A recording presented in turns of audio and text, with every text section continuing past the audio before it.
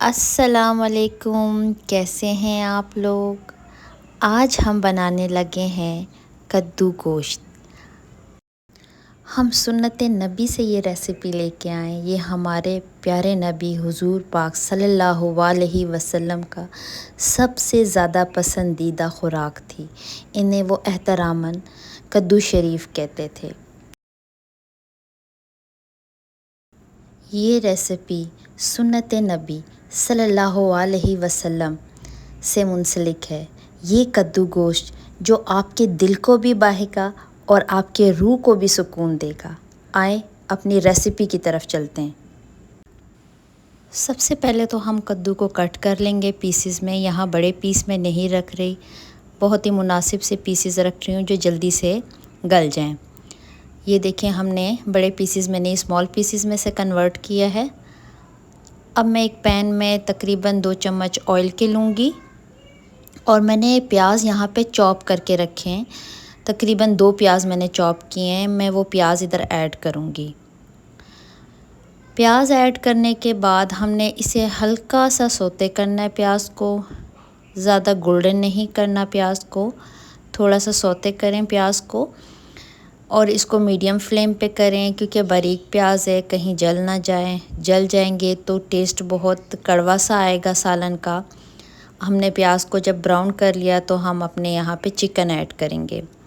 یہاں میں چکن لے رہی ہوں تقریباً 800 گرام، دہی لے رہی ہوں اور لہسن ادرک کا پیسٹ۔ یہ دیکھیں ہلکا سا براؤن ہوگا تو ہم اس کے اندر چکن کو ایڈ کر دیں گے۔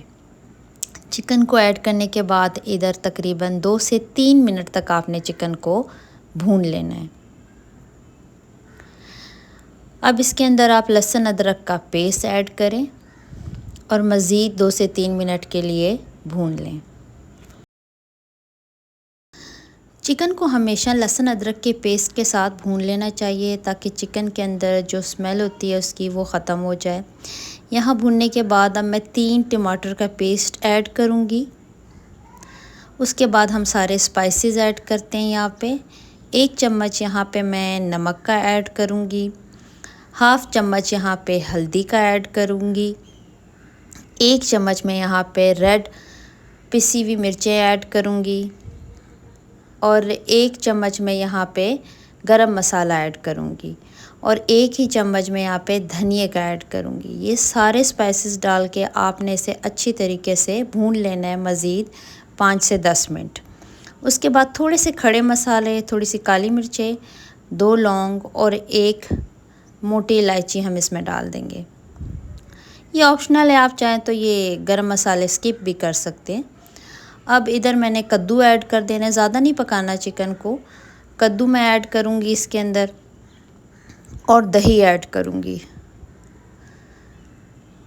میں نے چکن کو تقریباً 10 منٹ تک پکایا تھا، اس کے بعد کدو اور دہی ایڈ کر دیا۔ اب آپ اسے پکائیں۔ یہ دیکھیں اب یہ کدو تھوڑے سے مجھے کچے لگ رہے ہیں، تو بھوننے کے بعد آپ نے اس کے اندر پانی ڈال دینا ہے تاکہ مسالہ اور چکن اور کدو صحیح سے بھون جائے۔ اس کے بعد ہم اس میں تھوڑا پانی ڈال کے کدو کو گلا لیں گے اور چکن کو بھی گلا لیں گے۔ اب پانی ڈال کے آپ اسے بند کر کے رکھ دیں 10 منٹ کے لیے۔ یہ 10 منٹ بعد پانی سوکھ گیا ہے اور کدو تقریباً گل چکے ہیں۔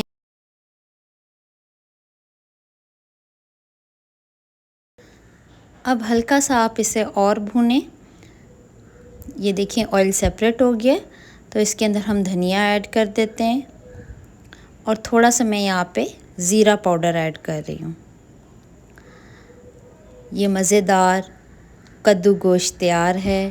یہ ہمارے پیارے نبی کی بھی سنت ہے، اور یہ کدو شریف بہت ہی مزے کے ہیں۔ آپ ضرور گھر میں ٹرائی کریں، ہمیں اپنی دعاؤں میں یاد رکھیں، ہمارے چینل کو لائک اور سبسکرائب کریں۔